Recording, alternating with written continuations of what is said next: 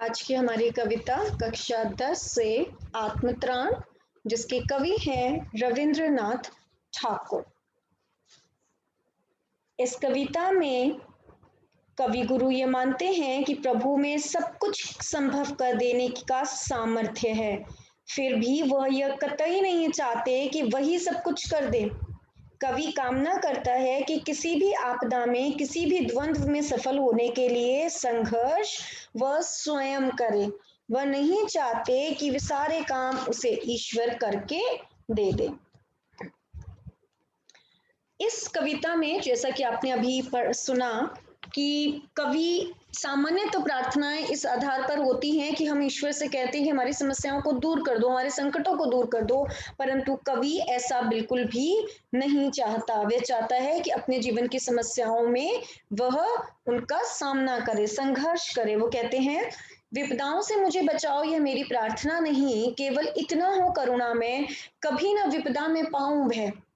कवि कहते हैं कि हे ईश्वर, मैं आपसे ये प्रार्थना कभी नहीं करता कि आप मुझे मेरे जीवन में आने वाली विपदाओं से बचा लो, बल्कि केवल इतना हो करुणा में, हे करुणा में हे ईश्वर, बस इतना कीजिए, कभी ना विपदा में पाऊं भय, कि मुझे अपने जीवन में आने वाली विपदाओं, संकटों में कभी भी भय ना लगे।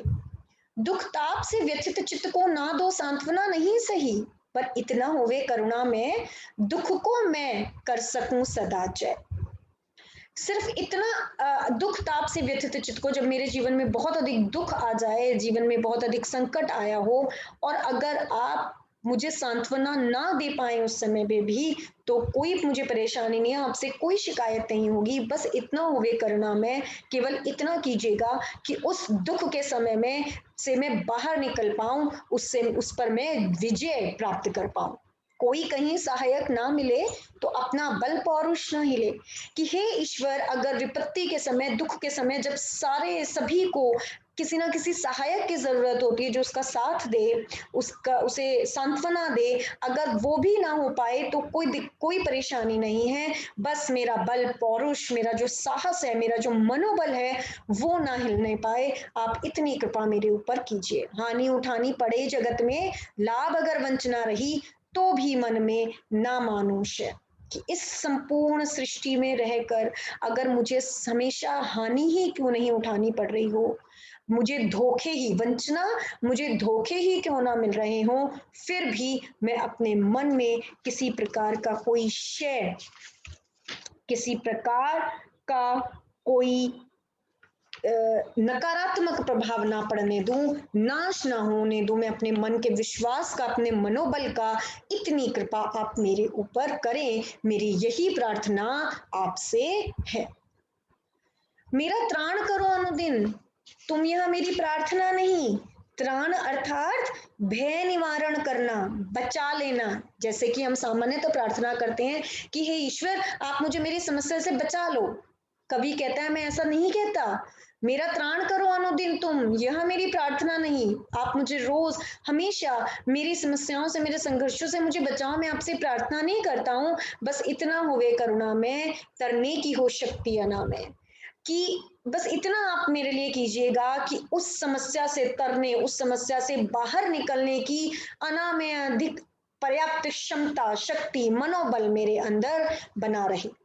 मेरा भार अगर लघु करके ना दो सांत्वना नहीं सही।